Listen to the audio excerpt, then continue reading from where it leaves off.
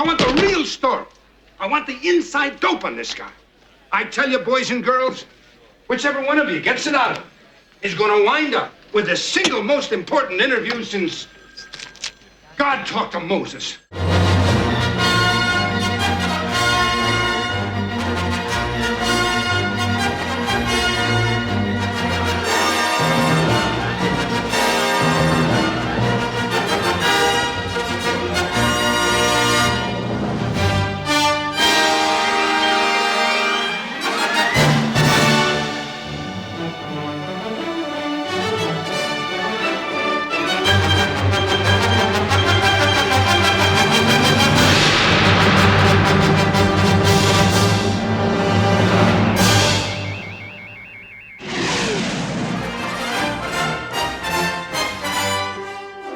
As a child, I perceived that what happened in comic books was well beyond the scope of anything that you would ever see in a live-action movie. And that, of course, was part of the appeal of comic books. You can see anything you could draw. And, of course, you can draw anything that you want to draw, but you can't film anything that you want. You have to film something that's happening. I think Geek Nation really sort of emerged in the 70s when it became possible to take all of those things that you had seen in comic books and slap them up there on a movie screen and watch them happen. An interesting thing starts to happen in the 70s where you get the people who are becoming the filmmakers grew up on the fantasy stuff of the 50s. This was something that sparked their imaginations when they were kids, and then they wanted to capture that and bring that back and tell those stories in a way that modern audiences would appreciate it. I think there was a paradigm shift, and I think it was a good thing, and it allowed for more complex programs of pictures. I did all the Kubrick films during that time, Clockwork, etc. The Towering Inferno, which was another one of those great big things, and then we did The Exorcist and Superman, ultimately. That fundamental change that happened was really evidenced first by Jaws. It was the first film that was a blockbuster type of release with blockbuster expectations and with a superstar celebrated property. After that, companies began to look for those films that would reframe their company. It would reframe the expectation of what their film slate could be. And everybody said, get me one of those. Probably most trends are upon us before we realize they're there. By the time we pick it up as a kind of a trend, even if it's something we're contributing to. I would expand that thought to Star Wars itself, which I suppose set its own trend. At the moment of the creation of these things, I don't think anyone would have predicted the kind of reach that it would have, and therefore that it would ever be defined by the term trend.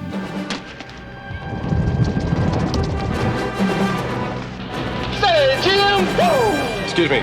That's a bad outfit! I think one of the great things that I don't see as much in the movie business now as I used to see, and it was both good and bad in the old days, but you don't see the pirates anymore. You don't see those people who would take gigantic risks with some of their own money and a lot of other people's money. Where it came from, I don't want to know, okay? But, I mean, whatever it took, the Salkins, these people from Europe to find Superman, and then decide to make an epic movie about Superman in 2 parts.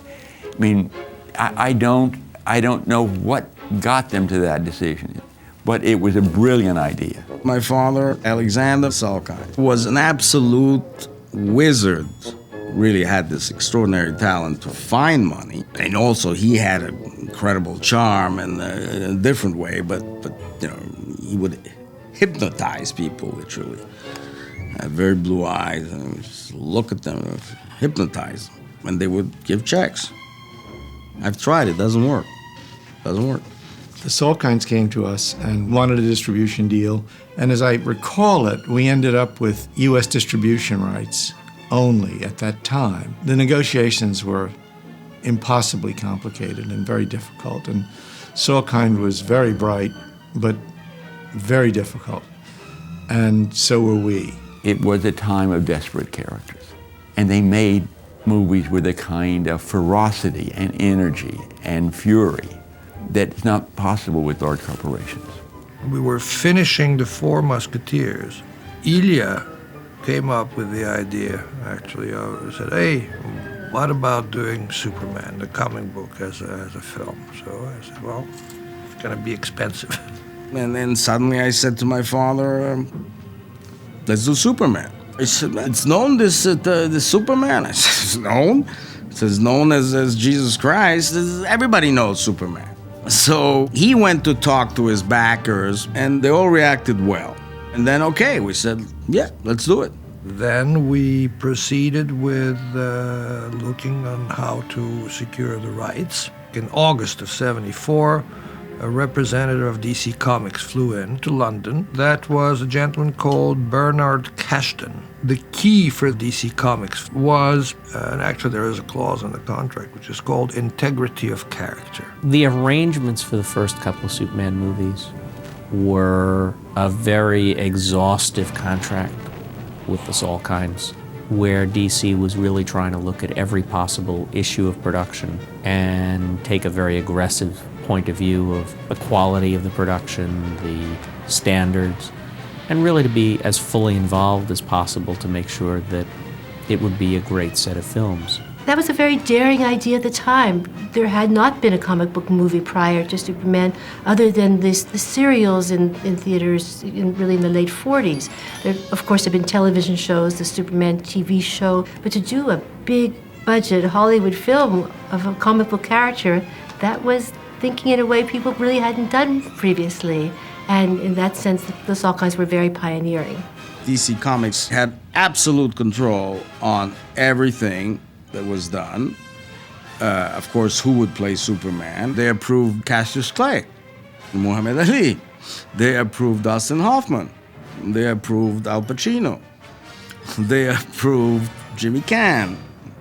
They approved Steve McQueen, Clint Eastwood. It was a smorgasbord, you know, a real mix. Some of it, when you look back in retrospect, is kind of funny because you have the approved list of actors who could play Superman or Lois, and included most of the stars of the day, including some who probably should never have been in those roles, but just had enough box office appeal, I guess, at the time to technically count as approved.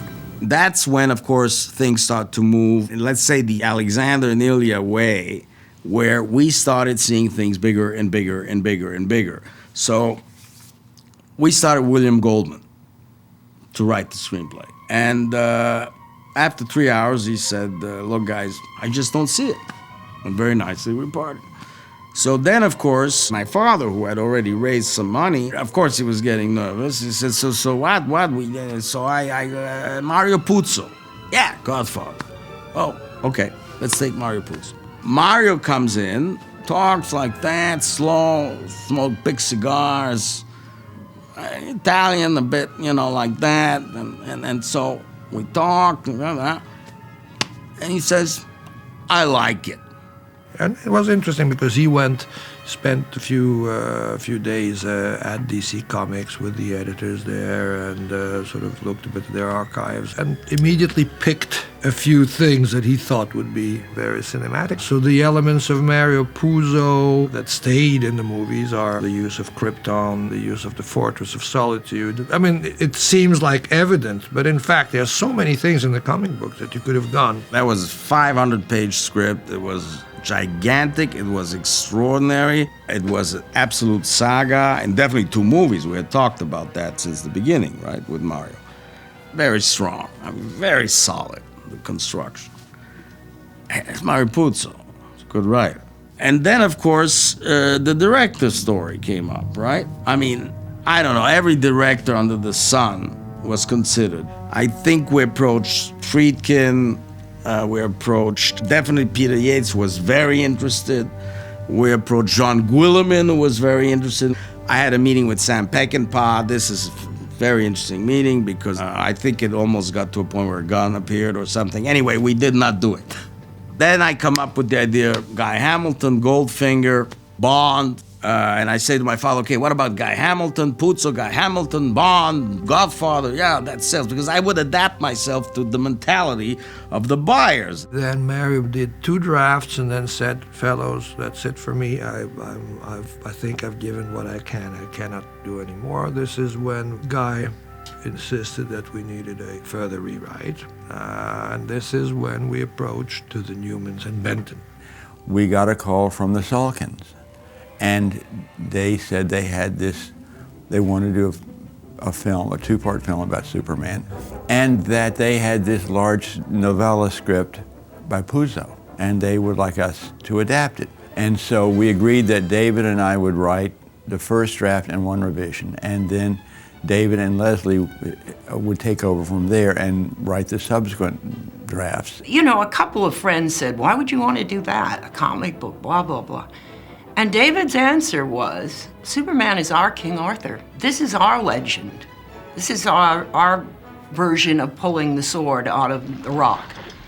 And that when you looked at it, it had as much to offer as King Arthur. Who are you? A friend.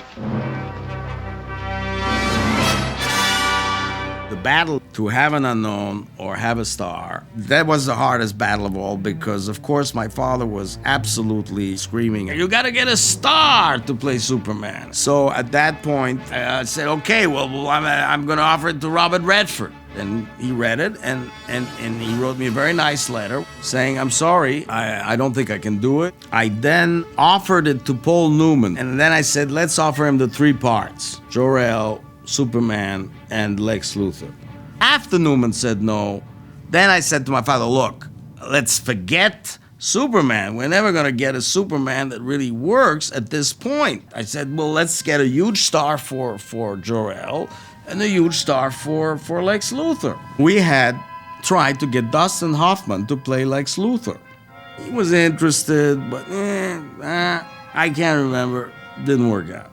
And then this agent, Kurt Frings, calls me, and he says, Ilya, I can get you Marlon Brando, I can get you Marlon Brando. Make me an offer now, make me an offer. This is Marlon Brando after Godfather, Last Tango in Paris. So it is Marlon Brando at, I think, the culmination of his career, really. And my father, that's why obviously we made that movie, said, do it.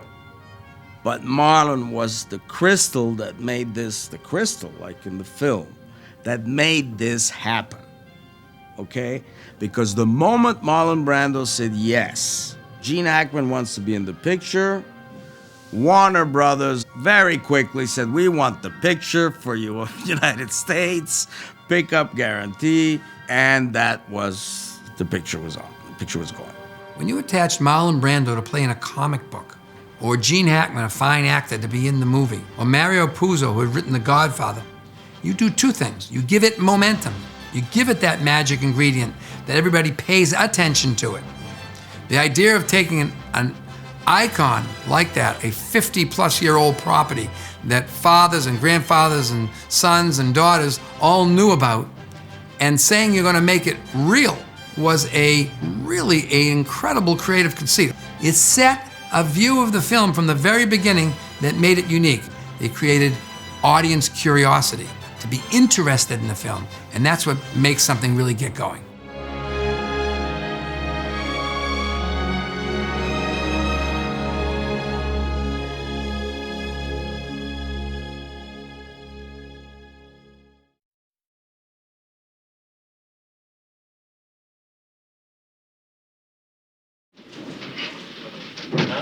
Going down?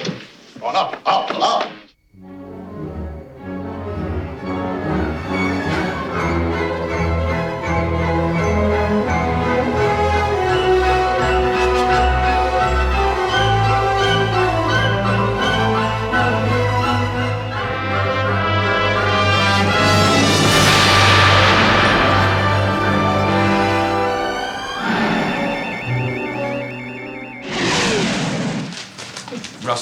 Russell. Oh, Jesus. Get the picture? Show him. Get the picture. He'll see it. I mean, just indicate it with your eyes. Picture? Now, take your time. Now, really nail him. This is the most honest thing you're going to do. So far, the money was raised by my father in an extraordinary way, and we had already spent millions between Puzo, the writers, between Hamilton, between the living expenses, the Cannes Film Festivals. I mean, all that, added up.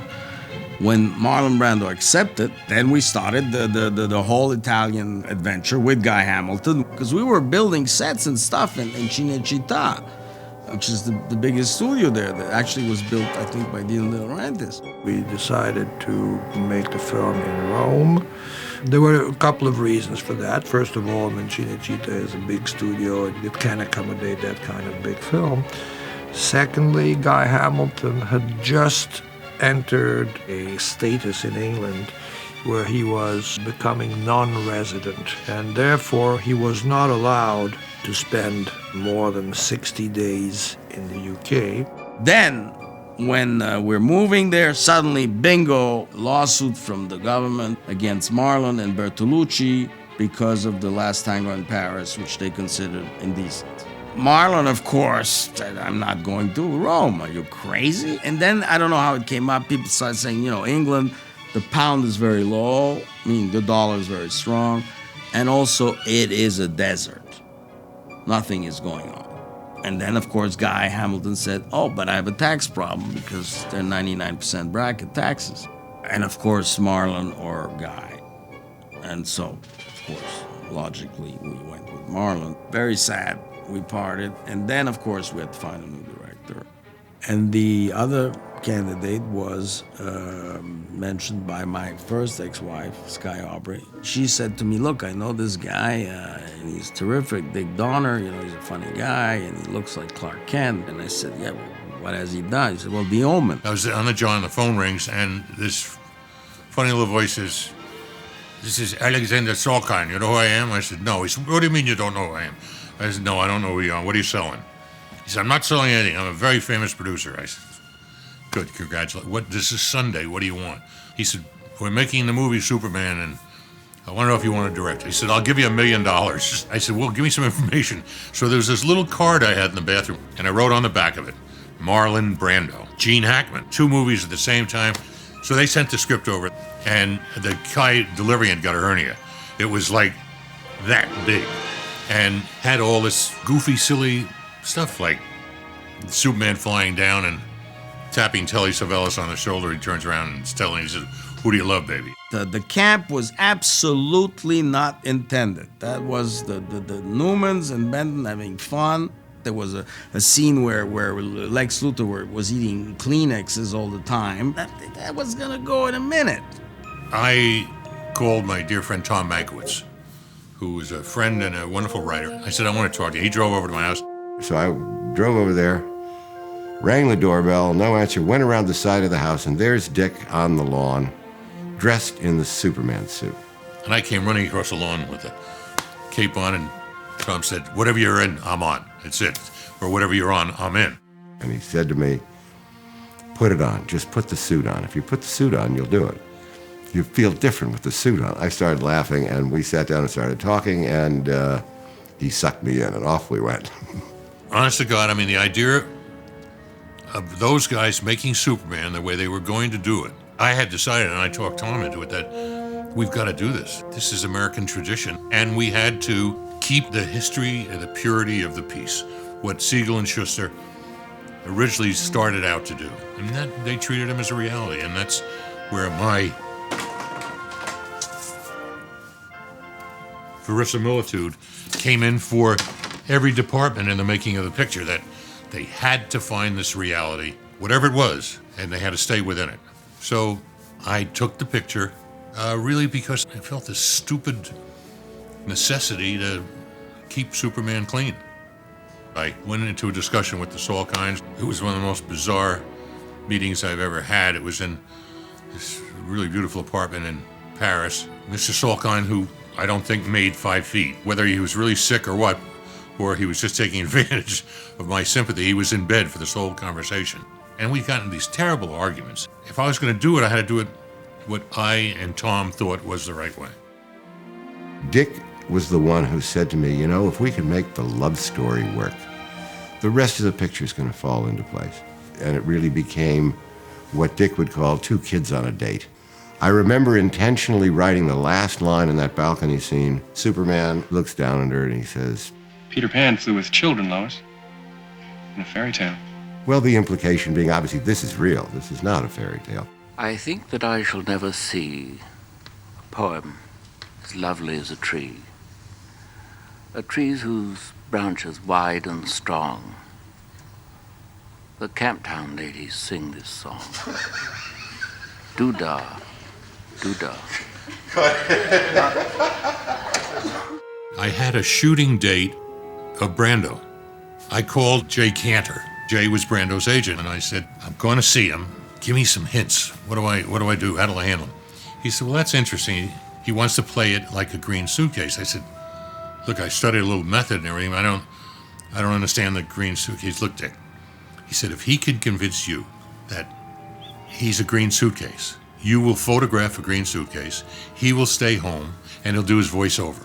That's where he is. He's very smart. So we fly to L.A., and we go up to Brando's house, and it was Tom Mankiewicz, Ilya Salkind, and myself. And then he went on a long conversation on, the Indians, and I'm building things in Tahiti, and I'm definitely going to do a certain research about the ecology. I mean, he was really acting and doing things, and of course it was fascinating, but he wasn't talking about the film. About 2 hours later, he said, look, this isn't why you're here. What can I do for you? What do you want to talk about? I said, well, I'd love to talk about the character. He said, yeah.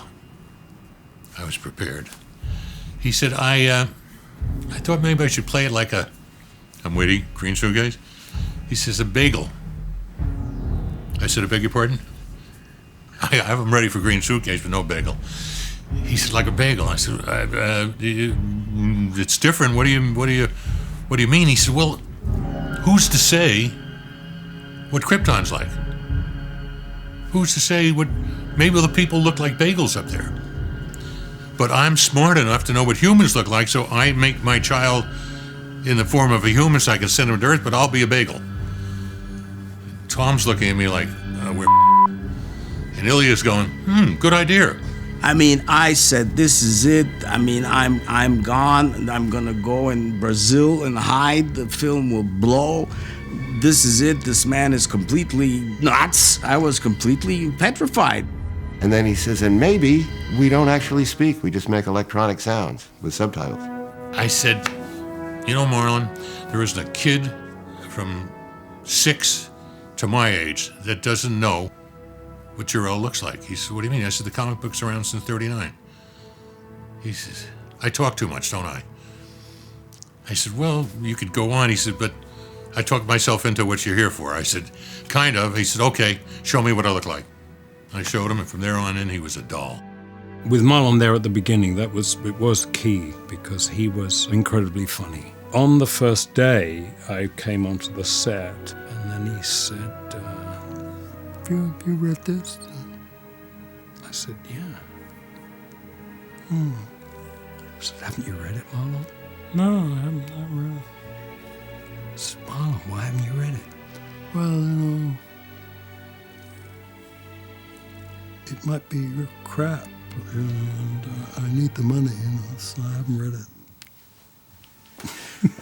He came up to me the first day and he said, hey, Mank. He said, I just read the whole script for the first time. I said, really? He said, this film's a bleeping Valentine. And that was such a morale booster for us because it was in his contract that no press was allowed on the set when he was there, and within about 5 days, he was inviting people from Newsweek, talking about the film, telling them how terrific it was going to be. He was really wonderful. The way I see it, it's a banner headline, front page, with maybe my picture. There's only one P in rapist. Lois Lane, say hello to Clark Kent. Told you one P. Lois Lane, how are... Casting a picture, you have to be sure that the person that you cast can deliver on the creative conceit that the picture promises. And they already had enough firepower with Brando and Hackman. They already had enough legitimacy with the writer and director that they didn't need to put a big star in the very lead role. What it did was free them up to be inventive in that role, and this is exactly what the picture needed. Just think back in those days, there were no true opticals, there was no pure animation, and I had to make a man fly. And if you convinced the audience a man could fly, it would be tough enough. You couldn't have a known actor because that would just jump through the canvas. It was Robert Redford or Paul Newman flying. So I really made it an issue that if we were going to do it, it had to be an unknown. When Donner and the Salkinds called me in and brought me up to date on where they had explored and that they didn't have the ideal answer yet, and that they were willing to go with an unknown, I don't know, it was like a bolt of lightning. I said to myself, Christopher Reeve. I looked at him, kind of reddish blonde hair and skinny as can be, but he had this great big sweater on. And he really convinced me of his honesty, of his love of the character and how he wanted to play it. And I said, but you're a skinny little kid. And he said, listen, before I went into acting, I was a real jock. He said, I've lost 50 pounds. He said, I can put it on. I said, hey, if I take a chance on you, you'd better be telling me the truth or I'm down to 2. He said, I swear to you. I said, well, I'll have to do a test. He said, well, I'm in a play right now down the village. He said, I play my own grandfather in it. And so we went to the theater that night, and there were maybe 20 people in the cast, and he just jumped off the stage. He came right through the proscenium. He stood out. He stood out in life, everything Chris did. It's hard to talk about Chris because he was really a very special, very special kid and one of the great tragedies. I get a call from Dick Donner, and he said, can you get down to the studios as quick as you can? And we've got Superman, you see. So I chased down to the studios, and he said, we've got this guy called Christopher Reeve. And I said, what's he like? He said, well, he's 6'5", and he weighs currently about 170 pounds. And he said, he's actually perfectly right facially. He said, we'd very much like you to build him up for us. So he said, we'd like you to look after him for the next 6 weeks and put as much weight on him as you possibly can, in the right places, of course. And that's kind of, I'm introduced to Chris. I mean, he was fantastic. He was lovely. I mean, he was a really lovely person. You know, we were like brothers. I mean, we got on so well together. And during the course of the period that I had him, I took him from 170 pounds when we started, and he was 212, actually, when he went into a suit. Chris was perfect casting for Superman because Chris was a pretty straight-arrow guy with a very strong sense of good New England morality. I mean, he really, really did have, which was one of the things I loved about him, a strong sense of right and wrong, of what's decent and done and what's not done and what's cruel. And he was a very good person. I mean, he was a deeply honorable guy. The audiences would look at Christopher and think, that's a good guy. And he will do what he can to make things work, to make good things happen. So you felt that about him. He was just brilliant casting. Chris and I actually were kind of put together on his request so that we got to know each other and took on certain mannerisms of Chris's as well as he took on some of my mannerisms, I'm sure. I think that was the whole purpose of it. And that was Chris's whole method of acting. He liked to get into especially when he had someone else playing him as a young man, he wanted to make sure we sort of were on the same page. Chris believed. I mean, it wasn't just a performance, he believed he was Superman. He lived it, and he realized what a wonderful opportunity it was for him, but he didn't take it slightly. You know, I mean, he didn't have any embarrassment about it. You know, he became more than just a part. I mean, I suppose like Sean Connery became James Bond, and always will be. Chris broke away from that Superman image, but he must have known, since he nailed it, he would never be allowed to not be Superman. Any more at home like you? Not really, no. I didn't think so. Lynn Stallmaster said there's this girl that's in a series called Nichols. He said she'd like to come in and read for this. Margot, and I'm using this expression honestly, tripped into the room.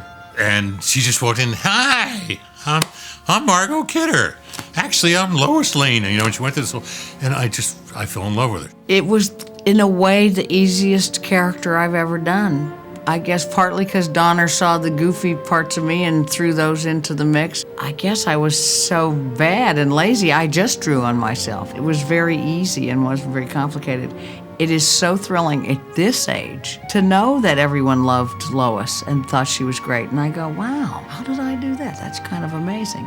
But I certainly, none of us worked alone. What that was true collaboration and truly having a director who guided the ship into the harbor. You know, I hate that cliche chemistry, but between Donner, Kidder, and Reeve, there was chemistry, and no false notes as far as I'm concerned. No, that's it, Roth. Put it to bed. Right? What are you standing around here for? I'm not. I wasn't going to say it. Go. Keenan Wynn was going to play Perry White. He'd been hired, and he arrived at Heathrow Airport 5 days before and had a heart attack and went right to the hospital. We had no Perry White, and we had to shoot in 5 days. We had no other cover set. And we just started to go through things, and Dick had a whole list of possible Perry Whites. We were calling them. If they weren't at home, we never called again. We just kept calling.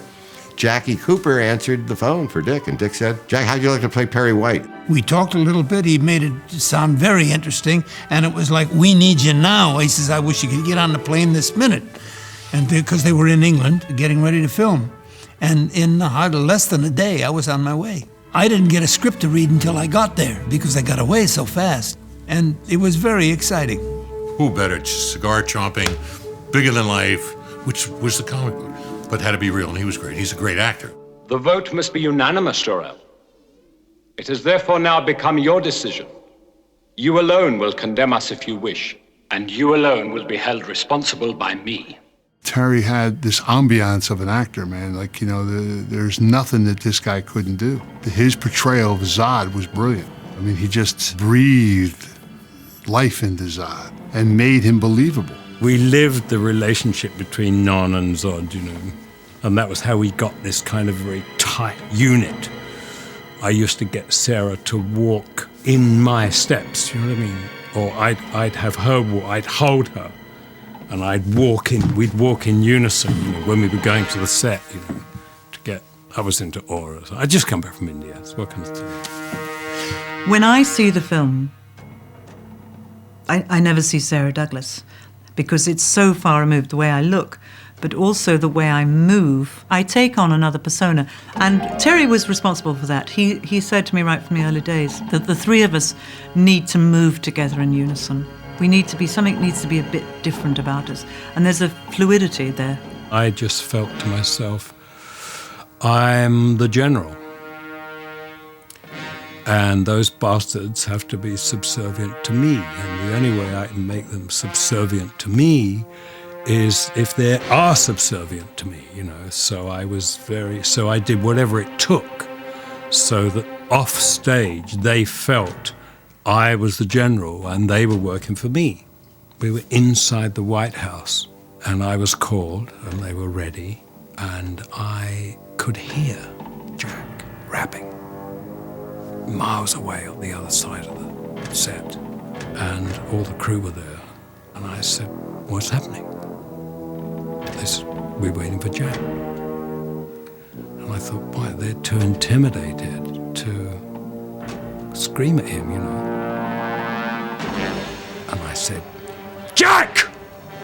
You bastard! Get over here! There was silence, you know.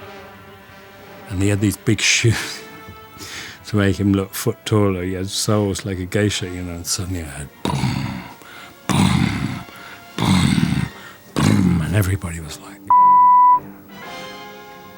and he came and said, sorry, Joe. Don't do that again. Okay. Oh, God. Zod.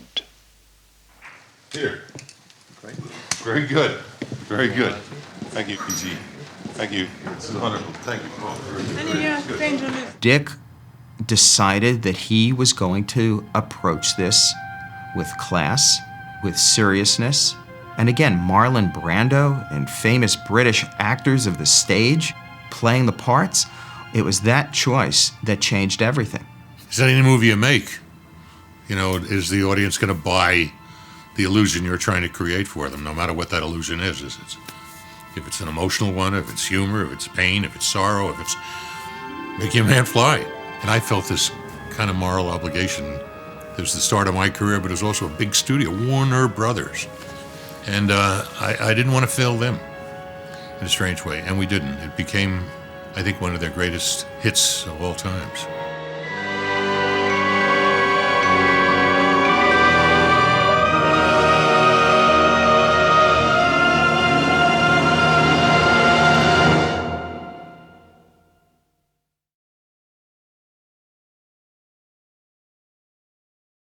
When we get home, the first thing that we're going to do is we are going to find this boy's proper family. Oh, he hasn't got any, not around here anyway. Yeah, I do.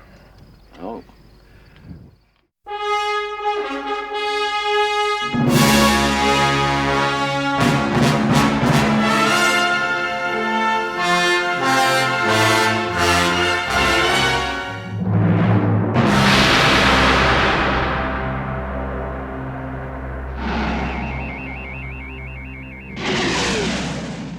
Roger. 166, take one. Action! Stop it! All right, Todd. It's over. Don't believe him, Your Grace. You don't know him the way that I do. I sense the presence of Jor-El here. We will destroy this place. And then kill him. As an old-time production person, I personally didn't think it was a very good idea trying to shoot two films at the same time. I personally think you're better to concentrate on one film, make that, and then go on and do the second film, and using some of the resources that you'd used in one. Whereas they felt it was easier to shoot scenes from one and two in the same place at the same time. And in the end, you get yourself into a bit of a bugger's muddle doing that. It was a continuing saga, the way Tom and I looked at it, that if you're doing one, hell, just as easy to do two, it's just that much more footage. One would lead into two, and for those that didn't see one, we would have a prequel. There's form and the substance. The form in making the two pictures together was substance, because they were saying, we are going to be an event. It signaled that.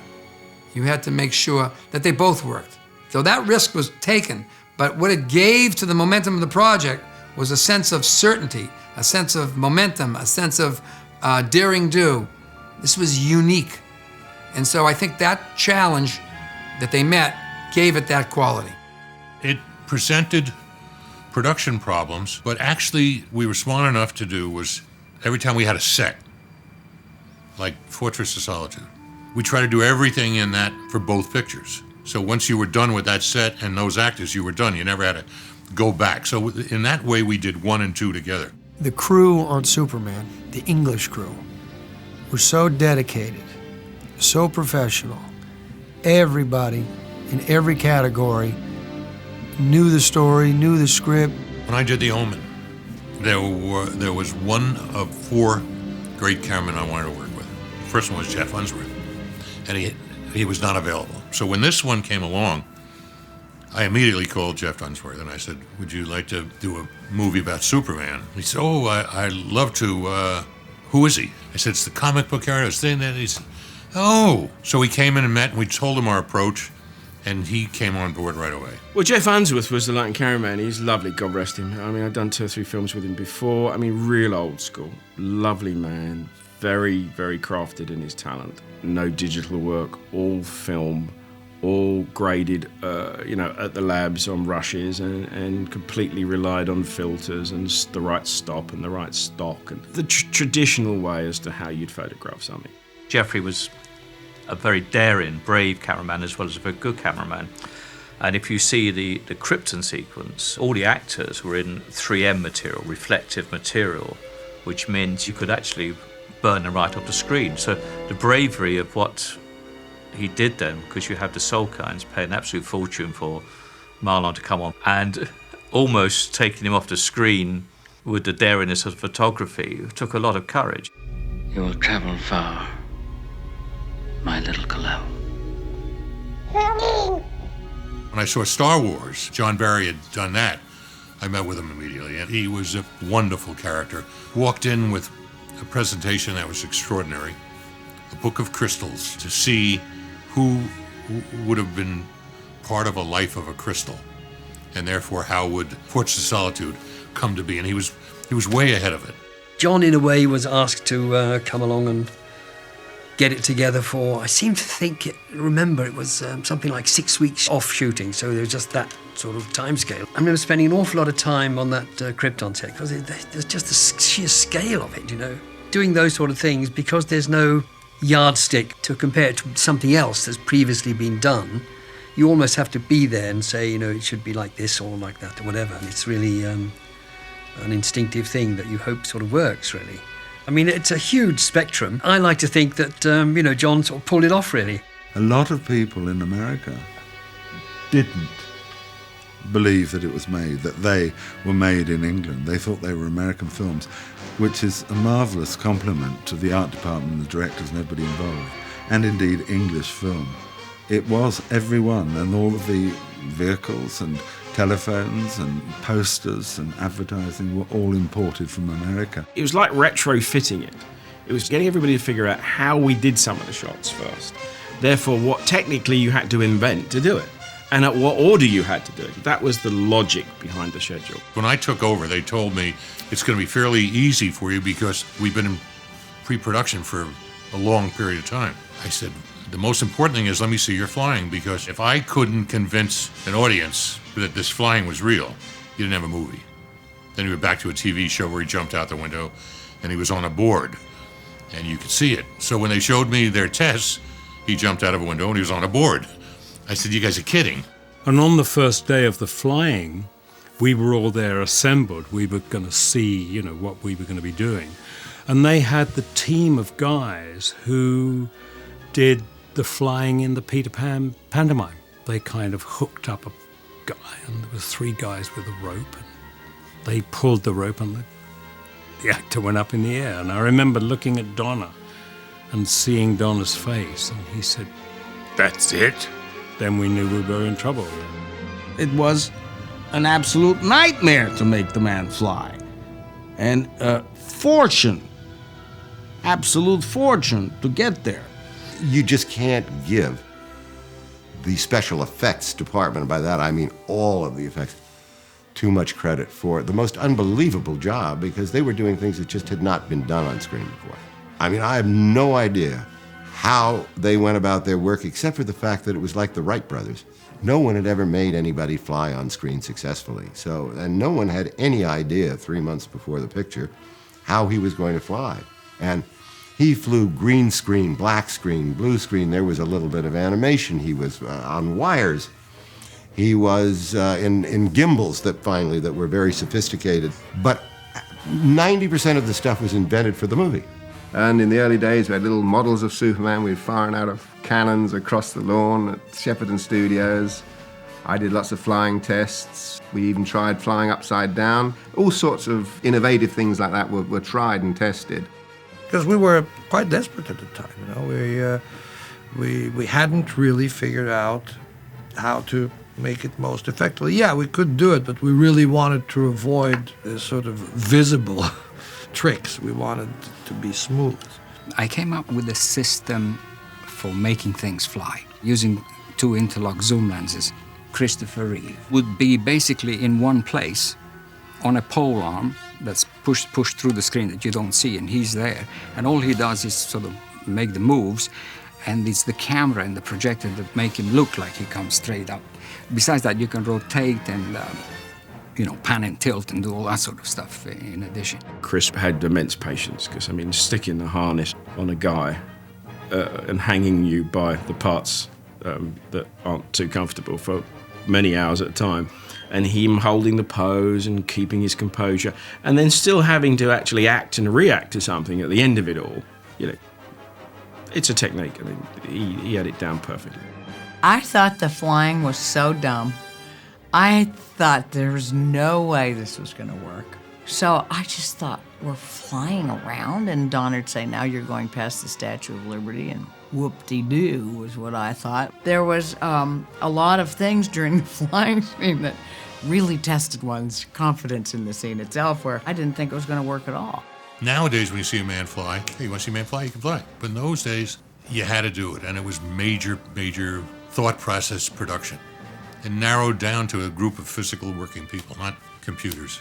But in those days, you had to do those things, and they were touchable, and they were unreal. When we saw Christopher Reeve fly for the first time in dailies, that it worked after a year and a half of trying to get it to work, there wasn't a dry eye in the room. I mean, he flew. He actually flew. It was amazing. Good evening, Warden. I think these two men should be safe here with you now till they can get a fair trial. Who was it, Superman? Lex Luthor! There weren't too many odd things, difficult things that I had to really, break down on. It was much more the normal makeups. But there were times when I had to really be on the ball too. Gene Hackman would come in, I got to put a ball cap on him. And over the years I'd done ball caps and changing them, developing them, and I found the best system was, strangely enough, was to make it pure white. And then I would put my makeup and stuff on it. And Gene Hackman stood up there, he looked close into me and said, "What are you trying to do? Turn me into a ping pong ball?" He said. Difficult to explain to him, and he was a bit worried. Anyway, I then carried on doing my makeup, and as usual, and it worked. He didn't worry about it after that, but at the time, he seemed like he was quite concerned. We agreed this would be down, right? Yes, and I'll go over there in a perfect piece of coordination, raise it, and go out. We can all go home. It'll be take 733. Donner, after he must have been exhausted. I was a young guy. Donner was a young guy as well, but he was in his late 40s at that time. I was in my late 20s. And now I know, having directed some movies myself, what the exhaustion of shooting a movie, let alone trying to cope with 5 units. And absolutely, as Dick, this was the great opportunity of his life. This was I know he felt this was like manna from heaven to have such a subject which he felt he was perfect for. So Donner was taking all this pressure. He was coming into the rushes in the morning and looking at them with me, but there were 5 units. So some mornings I would have 3 hours of rushes, maybe. So it became a real log jam. I just didn't realize under what real pressure he was under. Mr. Salkind was, with it all, a very smart man. And he came from a family of very well-known producers. I don't think he or his son or Spengler, one of their producers, all these people, I don't think they had any concept of what the film would be. As far as I'm concerned, their sole interest was, how do we make it cheaper? And we would come up with these ideas, but it would be an important idea that you had to be able to execute here. I'd say, go, do it. And then they would say no, but my people would go. And this went on for a million things. God rest his soul, my father, Alexander Salkind, was breathing very hard on my neck. And I would go on the set. I would just stand there to, put more pressure. But it was horrible. It got so bad, I couldn't talk to them. I couldn't stand the sight of them, quite honestly. And I said, stay away from me.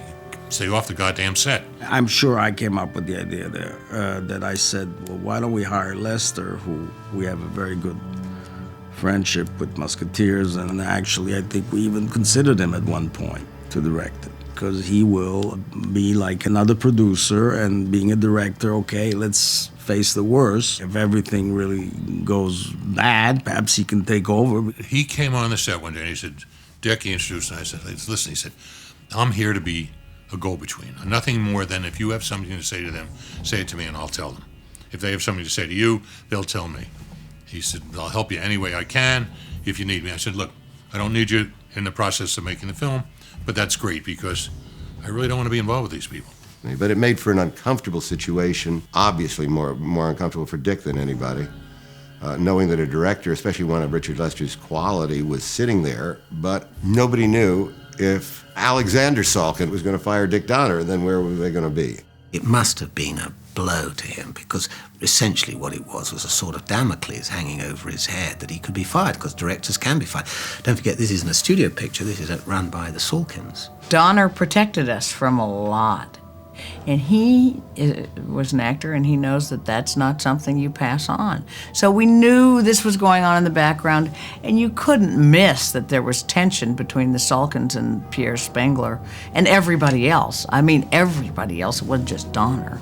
There were lots of things going on in the background and lots of confusions, but Dick in his own way was one who kind of weaved it together, and He had a kind of tight group around him, like Jeffrey Unsworth, David Tomlin, assistant director, Stuart, the editor, myself. So there was a nice group around him that kind of guided it through. And I must admit, because Jeffrey Unsworth died before he never saw the film, and we had quite a few showings for execs and that. It never seemed to be a happy experience. We reached a given point where we had finished everything with Brando and Hackman, and we realized that if we were going to make the date, which was originally summer, but was getting tough to make that, we had to concentrate on one.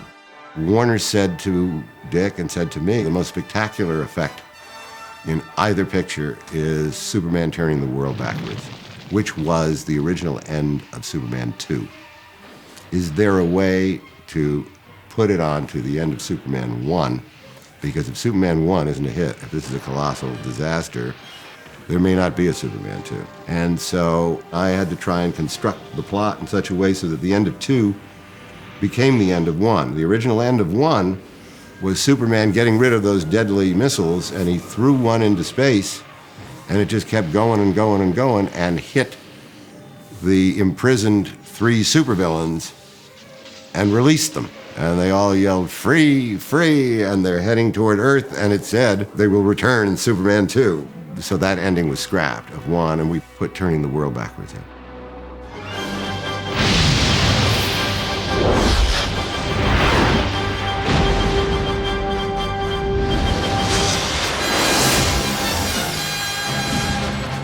Having worked with Jerry Goldsmith, and then he got an Academy Award on The Omen, and we were very close friends. When I got into this picture, I immediately called Jerry and I said, "I'd love to have you do the score." He said, "I'd love to." So we had a date set, but as the picture prolonged itself, I lost Jerry. And I said, "Oh God, why?" I said, "I'd love to go with John Williams. I wonder if we can get him." Called John Williams, sent him the script. He called, he said, "I'd love to do it." I said, "Oh, great." I had John Williams in a date, but then we lost him because we went past that date. We wouldn't be able to got Jerry back. I said, maybe that's the way it's supposed to be. And then when we just found out we were going to go for Christmas and we were going to be that much later, I lost Jerry again. Those guys were doing pictures back to back, and I got John Williams. One of the most exciting things about doing film music for me is the opportunity that we can have for creating an original music for a character, as in the case of Superman, that had even been with us for decades, but that isn't yet identified musically. And we have the challenge of being able to do that if we can do it. Certainly, speaking for myself, it's a difficult thing to do because the musical identification needs to be accessible and very direct. If it was something obtuse or very complicated or difficult to get one's ear and mind around it, probably wouldn't work as well. I'm delighted that Superman is identified by the music from the film and not from the radio or this or the comic strips for whatever reason. I don't think it had music that, at least that I know or remember. You're a dreamer, Lex Luthor. A sick, twisted dreamer. Your plan couldn't possibly work. I'll admit there were a few problems, which, by the way, is target 0 right here. Ooh. Got it. This picture never had a preview. Never had a preview. We had a rough cut, and I wanted to run that continuity with an audience to find out, hey, am I anywhere near where I should be? Is the audience going to be happy? Have I not told something? So we arranged to have a preview in the United States, and we got a telephone call, and they said, come into Warner's, we got to talk to you. And I came in and I said, look, we got a problem. Salkinds won't release that print. They won't bring it to this country. I said, why not? According to them, they think you can print the picture off this rough cut. I said, you can't print off this. We have to have the negative. The negative is back there. They said they will not bring it over. And I was fit to be tied. It was impossible. So I never had a preview. I had to go back to England and put the picture together as is, never showing it to anybody. The first time I saw Superman, we were in Washington, D.C. I think it was President Carter who saw the first one, and Amy was there. That was pretty fun. I took my mom. The Shrivers had a party.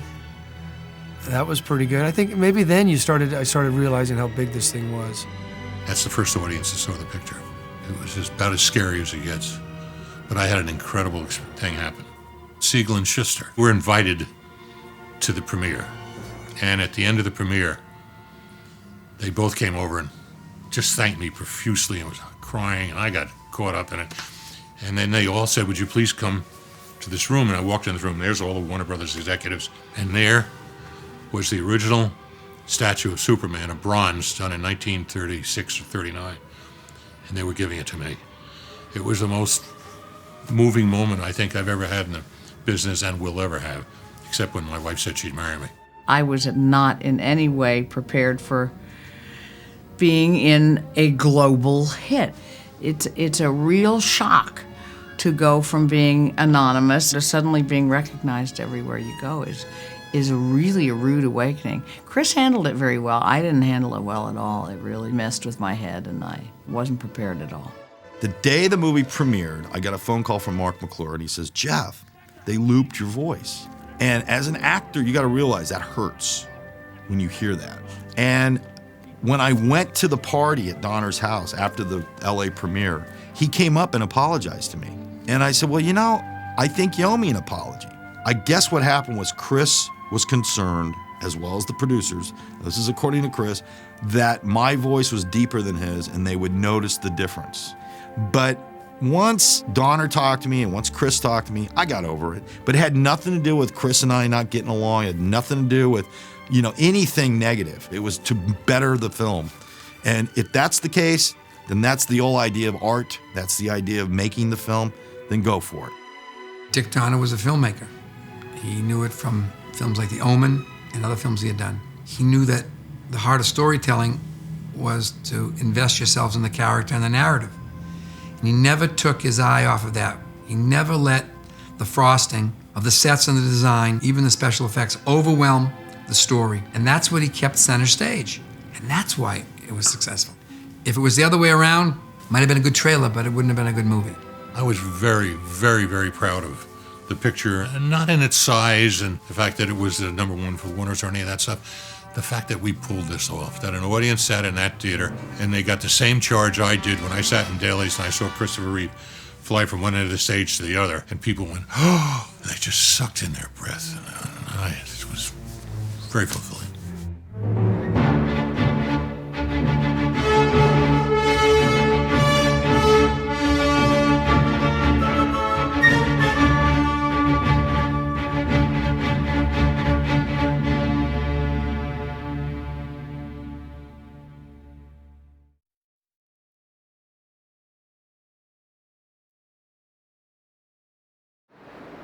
General, would you care to step outside? Come to me, son of Jor-El! Kneel before Zod!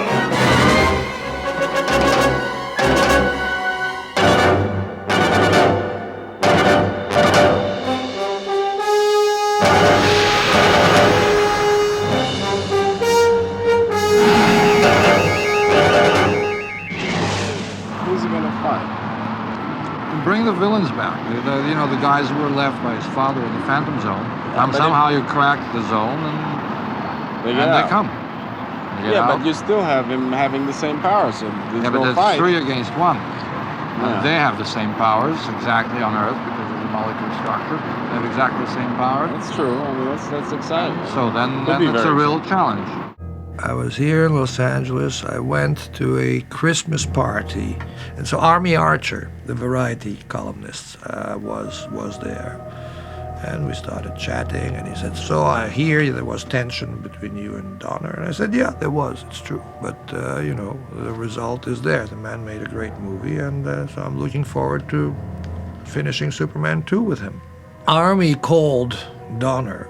And says, "Oh, so I spoke with Pierre Spengler, and apparently now all is forgotten, and you're going to go do Superman 2 together."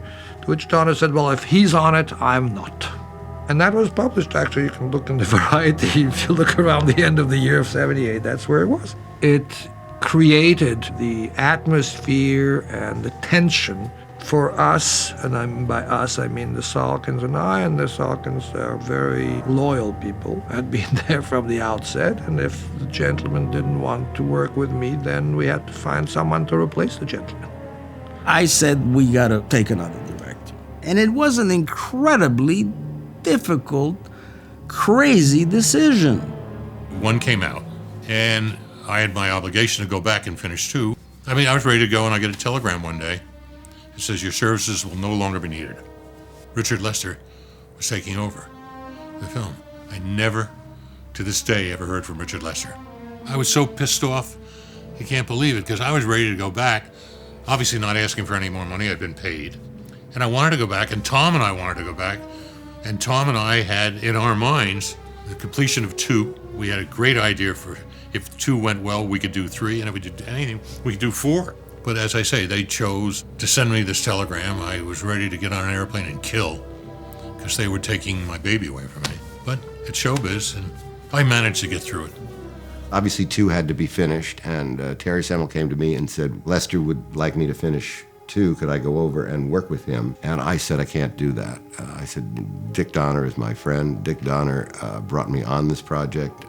They fired Dick, and I can't do it. So they fired Donner, which was just such a horrifying thing to do that even now, 30 years later, I find it shocking. It was a horrifying thing to do. And you can't put Richard Lester's name on as director because the director has to have directed more than half of the movie, and you can't just reshoot your old scenes. You have to have different scenes. So they hastily rewrote a lot of scenes with Chris and I and threw out this Superman 2 that we'd worked with such love. I was really eager to get back and do 2 and finish it. I was real disappointed that Donner wasn't there. And I thought maybe it was a lark, that they had to be joking that he really, because the stories were there when we were doing 1 and 2 together before 1 was released. I mean, Lester was there and walking around, and the rumors had started. I even made a statement one time to Salkind, well, if Donner doesn't come back, I'm not coming back. How can you take away the father of a family, With Dick Donner, you find things. There's a family to it. Richard Lester came in. There was nothing close to a family atmosphere. There was nothing close to finding out what works and what doesn't work. You'd come in, he told you to stand on that mark over there and say blue, and then go walk over there and say red. Right, line it up for David. I don't think it needs to be, I think that was too fast. I don't know, I had the awful feeling that it was a little quick for the size. It belied the size of the bus. Nobody disliked Richard Lester. I mean, Richard Lester's like a wonderful director, but the point was that Richard Lester came in to do a very complicated gig.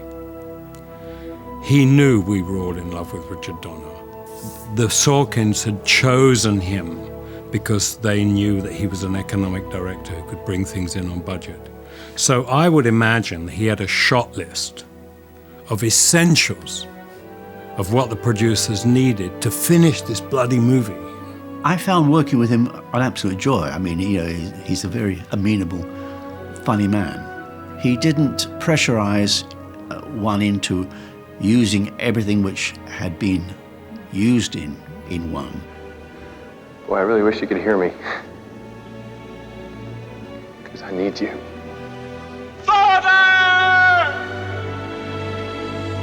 The economics were such as to say, well, do we really need Brando in this?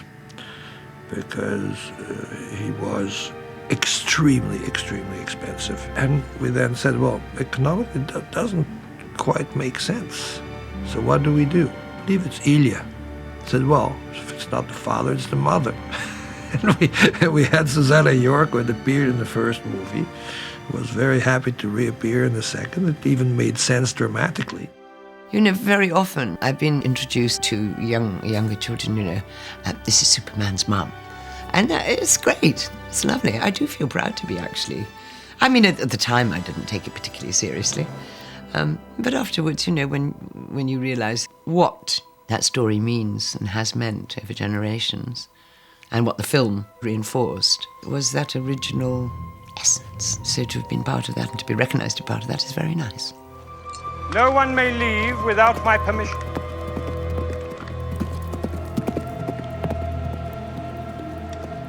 I said no one leaves. The result is that we didn't use what didn't fit. We worked around what was there, but of course we had to invent new things because it wasn't the same picture. He was only a boy. Who will never become a man.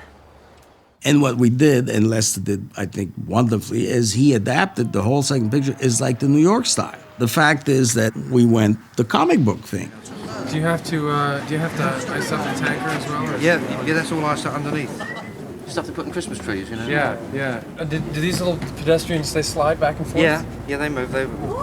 Actually, they were mostly for the, when the gale was blowing, when the wind was coming down the street. Just to get them going, wow. Yeah, because you can't really get away with them. We had a meeting before anything. We just, we all got together in a room in Pinewood Studios with Richard Lester and all the heads of department, special effects and the art department and my department and the sound, and everybody got together. We were given a list of Superman's attributes, if you like, what his powers were. We all sat around discussing these ideas of what we could get Superman to do and not do. It built up team spirit too. It helped a lot. It made people sort of, it's a good idea. We'll make that work, Sam. Don't worry, we'll make it work. Or, well, this is a problem, But it was a great spirit on the whole business. Was terrific. So then I realised that I was having to plan something which was like a jigsaw in a way. So I had to dovetail what John Barry had done in preparation for 2 into what the continuation of my work was going to be. So it was an interesting exercise in combining the two and rebuilding some of his sets in a smaller scale, so there was a flow from 1 to 2.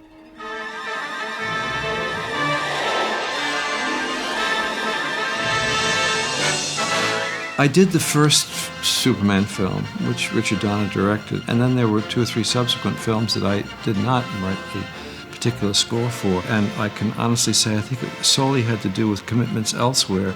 I was always very happy when they told me that they would use the themes and that my colleagues who were going to take over the particular assignment would use it. That's wonderful for me, and I'm very happy about that and continue to be. What I was engaged to do was to take the whole of John Williams' score and review that in a context from Superman 2.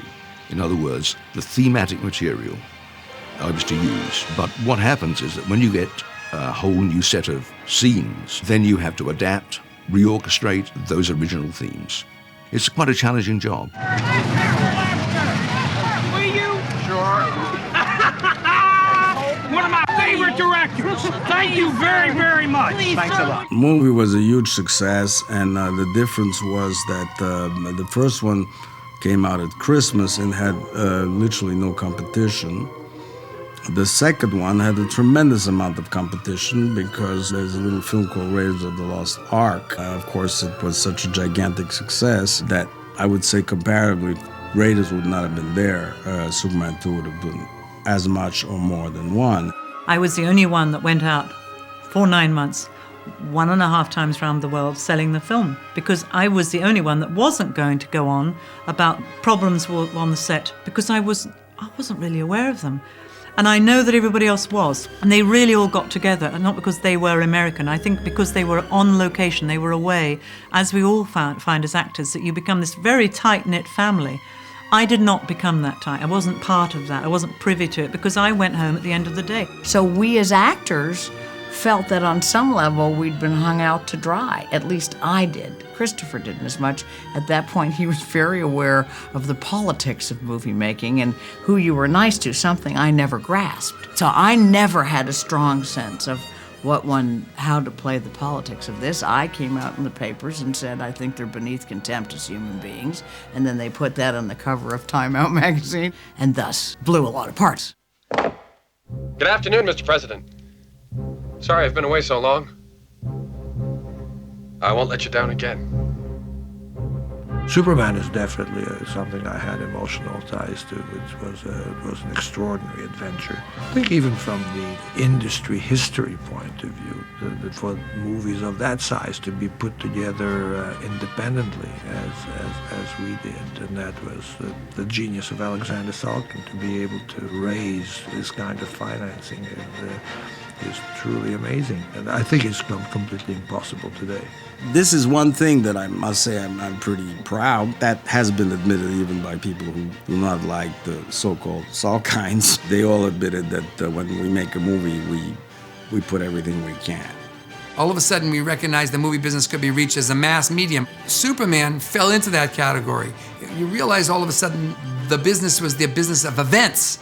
I think there was an equal amount of awe and anxiety because this was a new paradigm. To spend that kind of money with those kind of independent resources against that kind of a target, pretty daring at that time.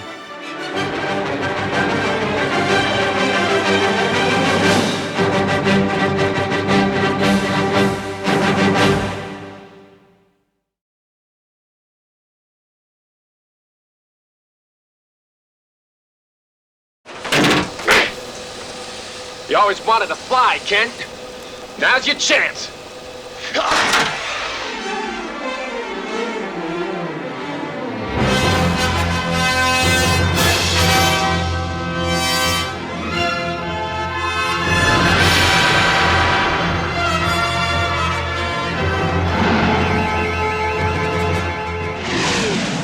Superman 3 continues. Will you be Superman in Superman 3? Sure, I've agreed to Superman 3. I love it. Okay, So, thank you. hi, all. Hi, how you doing? I loved the first two Superman films. I thought they captured the essence of Superman. It was like the comic book come to life in so many ways. And I believe that after the first couple of movies, the quality sank. I don't think it was the genre cooled off. I don't think it was that America was tired of Superman. I think it's just a matter that the quality was not there like it had been originally. I actually wrote a treatment completely different from the Superman 3 that was made. It was a gigantic, much more cosmic picture where we were introducing Brainiac, we were introducing Mxyzptlk, and Supergirl. Warner's didn't like the treatment. And then, of course, there was the Pryor thing. Somebody saw Pryor on a Johnny Carson saying, wow, I'd love to be in a Superman movie. I think the problem with success is sometimes you get very nervous that you're not going to achieve it and the next version. And so you go to anxious lengths to try to protect the success. And so it seemed like, oh, a guarantee, put Richard Pryor in the movie, and of course the film will be a great success. But it skewed the sensibility of the film, turned it more toward comedy than toward the semi-serious drama that the first two movies had been. And I think that really was the beginning of the downward slide. Not enough faith in the character and in the underlying material to realize that one could do another and another and another without sort of gussying it up. Richard was a boyfriend of mine from Some Kind of Hero, and Richard was a really brilliant actor, which nobody ever gave him credit for. They just put him on a set and say, be funny. And I think Lester made a very similar mistake. He was not given the respect he deserved and had earned as an actor. I'm not sure of all the ins and outs about it. It didn't work for him on the set. He was terrified of the flying stuff, and I think he was pretty heartbroken. We definitely wanted to use Pryor's talents. I mean, there's no point in getting somebody like Pryor unless you can give him something to do. But we were equally intrigued by giving Chris a whole new thing to work with. And I think he does the evil Superman brilliantly. Bad Superman for the fans was like showing the portrait of the devil. We touched a raw nerve, not knowingly, certainly, and I guess even DC didn't realize that. Lois, are you going someplace? Well, Clark, you know, some people get to go all the way to Smallville, and then there are others of us who have to go to Bermuda. Golly. Bye. Margot got a pass on that because, of course, we cut her. First of all, nobody forced her to come back to shoot because there was no deal that she had to. Once we went into the direction the film went, without the Supergirl and all that, of course, we wanted another love interest. So then we came up with Delana Lang and Annette O'Toole. You're supposed to say that. You're supposed to say we're exploring another character or whatever. They hurt my beloved Donner, and I made no bones about how I felt about it, and the repercussions were followed like the night to day. So I come in at the beginning and I say I'm going on vacation, hi Annette O'Toole, and I go off and I come back at the end, I guess, with a tan. Oh, I'm sorry. I hate to make you rush off. Well, there's no rush. But the bridge... Oh, it's okay. I always get there on time. Come on, let's relax a little. When I first got there, all my stuff was with Clark Kent. I remember the day I saw him in the costume for the first time. And there he looked like a mountain. I remember it was one of those moments from you see in movies where you see this kind of the chest, and then you go up and see the shoulders, and then you see this head, and it's like, and I literally got chills.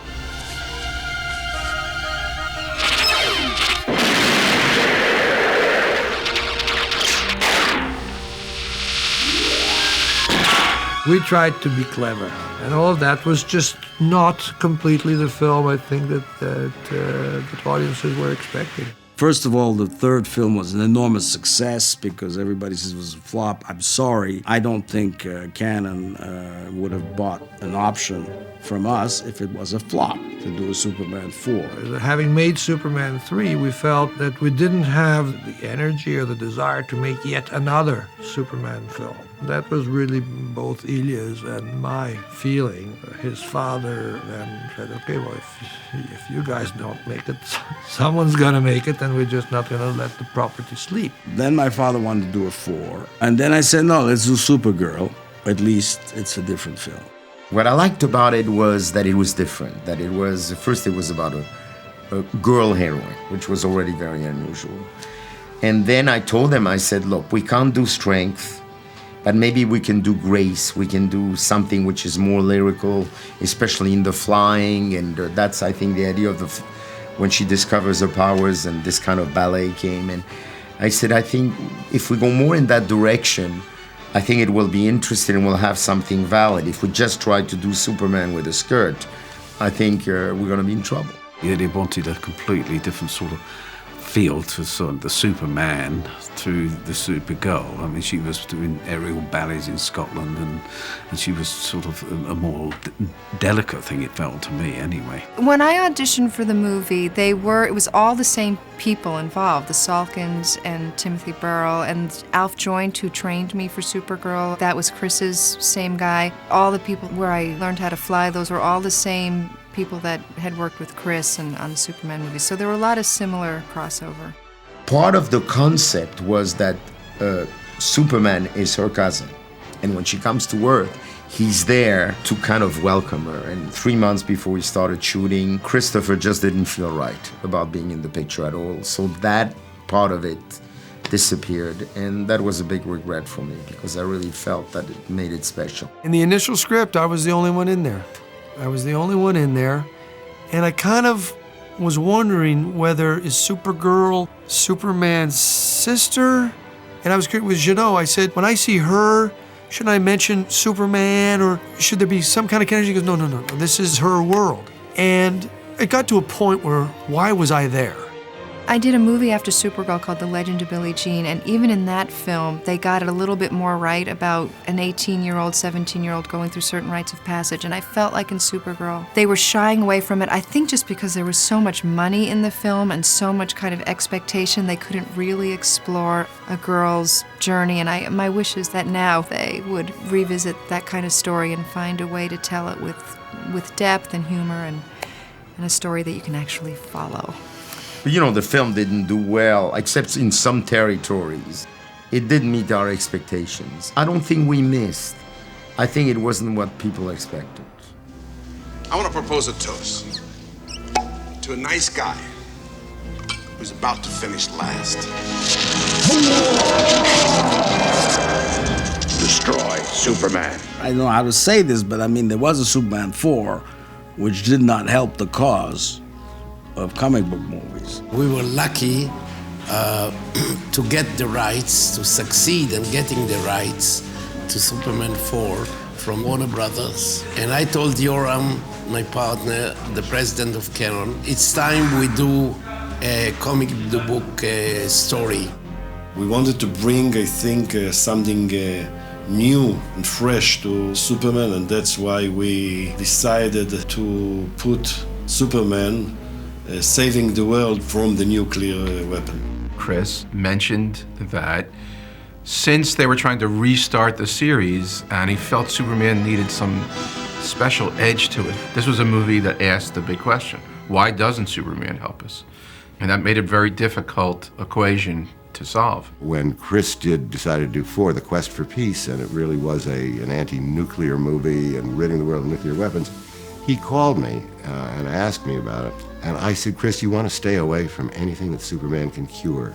It's one of the things of writing for a superhero.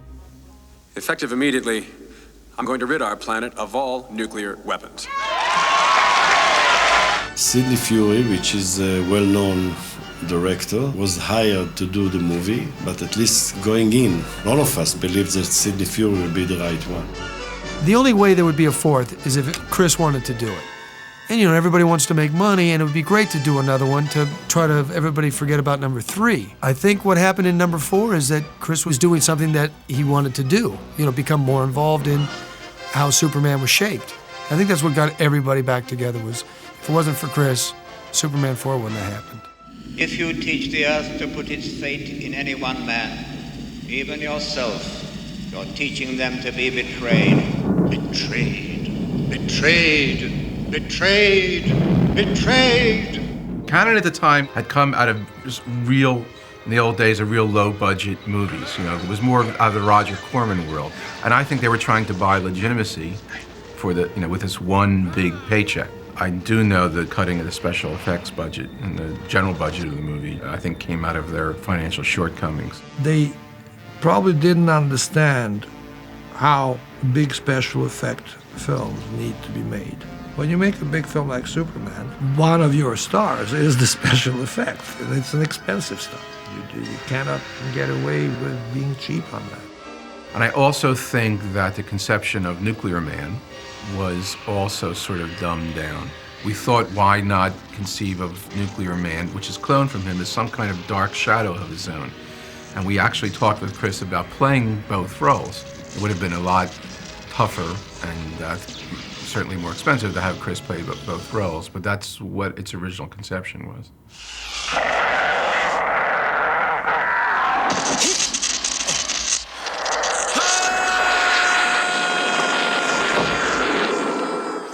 The picture was opened in the United States first. Unfortunately, it was not successful. Bad reviews. I think that after Superman 4, which was not the success that all of us were expecting it, we all decided that Superman needs a rest. I think Chris felt very proud of the possibility that this would return to the first, like the same quality of the first 2 Superman, the Dick Donner Superman, and you know, to have continued it. You know, once the budget got cut and the flying and everything got dumbed down and just wasn't done right, that it just seemed like a failure. You can't enlist the energy of a studio to get onto a sequel when there's been a failure like that. Because now they had 3 and 4 that didn't click. So it seemed like, you know what, this franchise isn't going to happen for a while. I think if you had Dick Donner, you know, if you just left it to Dick, you know, maybe I'd still be playing Jimmy Olsen to this day. You know, and Chris would still be flying around. Who knows how crazily great it could have been. But the fact that you change directors, change all these personalities, it shows. It could have been amazing, but what happened is, you know, things change, and so does this, you know, what goes on screen, I guess. It was never the same after that first year and a half. It just nobody ever was able to come in and pull that thing back together again. Humpty Dumpty sat on a wall. Humpty Dumpty had a great fall, and that's what happened. My son, it is forbidden for you to interfere in human history. One thing I do know, son, and that is you are here for a reason. Since 1939, Superman has been continuously appearing in some form or another in all different mediums. You had Superman comic books published continually. You had the Superman radio show. You had a Superman newspaper comic strip. You had the Superman TV series with George Reeves. So Superman was never out of public consciousness. I think we need Superman. I just think we have to have him. He's hope. You know, we have to know there's someone who can save us. You want to believe that there's someone who can make it okay. And how wonderful that we were given Christopher to play him. What better role model could you have? When you're talking about Superman, it's a whole different kind of a deal, you know. It makes you want to be a kid again, you know. It's kind of like an ageless steel, you know what I mean? And when you stop and think that we did that picture almost 30 years ago, that's a hell of a longevity. We had a certain reputation when I was with my father. I think the reputation is very different now. And, the timing, the passion for the project, and being honest with the project, all that was very important. If you don't have the passion and you're not doing it by pure love, I think it's very hard to make a good movie. It was a time in our history when it was important, because that was right after Watergate, right after the Vietnam War. It was all the elements that came together in a period of time where we weren't so innocent, but they wanted to bring innocence back to cinema. And I think that's why it worked. My beloved little grandson, Charlie, sat down, and he's 4, and watched Superman for the first time, and he was dumbstruck. It's that thing of a 4-year-old boy's eyes being awakened to concepts of good and evil, and of doing good, and a hero who can fly. And it will remain important to him for the rest of his life. For a whole generation of children, it would be their first movie experience. And I had the feeling that by the time that generation grew up, more of them would look to Zod as an idol than Superman. And there's really funny experiences happen. I was in New York, and there's 3 guys standing right in my path, staring me down. And as I get really close, one of them said, "You that Zod?" And I said, "Smile when you say that." And they just peeled away, and It is now part of sort of American culture, film culture, and it will be remembered so fondly. Donner just captured that mood, the right atmosphere and tone, and he made everybody want to believe in this. Not just making a movie, we're believing in Superman. As far as how it affected me and my career and looking back on it, it propelled me and my future opportunities very well. It made me some wonderful friends, Christopher in particular, and Margot. I was offered every comic book in sight after it, and I felt I couldn't do another one ever because that was it. I did it. I think I probably felt I couldn't do it as well. And it was a stepping stone, a moment in my life that had many, many consequences. Richard Donner's work on that picture was groundbreaking. But for Dick Donner, there would be no Batman movie in 1989, which in and of itself was revolutionary. There would be no Spider-Man movie. But for Dick Donner's Smallville sequence, there would be no Smallville television series today. He set the pace. He proved it could be done. Success has many fathers in Hollywood, and failure is an orphan. That success, a lot of people claim they saw it coming, they designed it, they divined it, but what was certain is it changed the paradigm, and every major company said, "Get me one of those." Batman and Superman were 50-year-old properties. They were part of the lexicon, the language of American pop culture. And so the combination of finding it and executing it and delivering it to the marketplace at the right time with the right marketing, that's the magic of storytelling and the magic of modern cinema.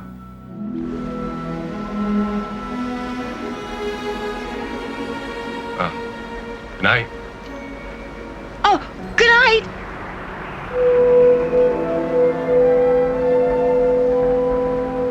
What a Superman. Superman.